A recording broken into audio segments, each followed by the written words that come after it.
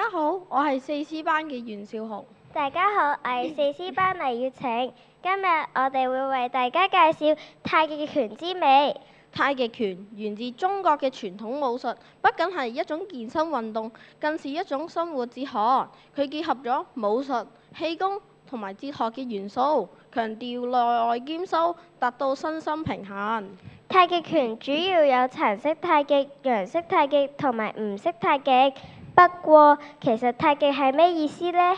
太極其實係陰陽兩極嘅相互作用與平衡，佢結合咗柔與剛、靜與動，展現咗中國文化中嘅陰陽平衡嘅重要。相信大家都見過以上嘅圖案，呢個圖案就係太極。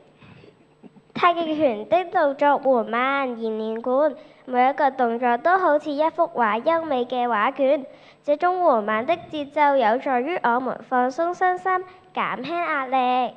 太極拳嘅呼吸調節亦都好重要㗎，深長嘅呼吸同埋動作相配合，不僅能增強內在力量，還能改善心肺功能。此外，太極拳強調內外兼修，不但注重外在的動作，更強調內在的精神修養和氣的運行。這種內外兼修的特點，使太極拳既有健身效果，又具備防身功能。太極拳嘅好處多多，經常練習太極拳可以增強體質，改善心肺功能，增強肌肉力量同埋柔韌性。同時，佢仲可以提高我哋嘅平衡能力，適合所有年齡人士。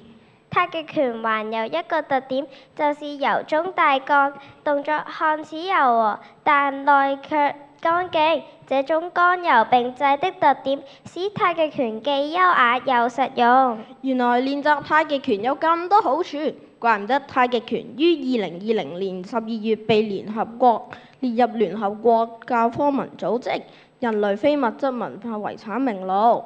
總結來說，透過練習太極拳，我們可以達到身心的平衡，感受到生活的美好。原來練習太極拳有咁多好處，怪唔得體育老師安排2、3年級嘅同學於體育課進行太極拳體驗課堂。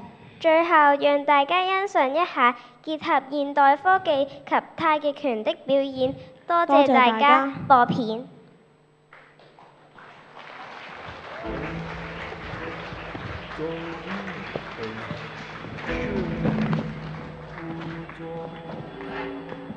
走与顺风。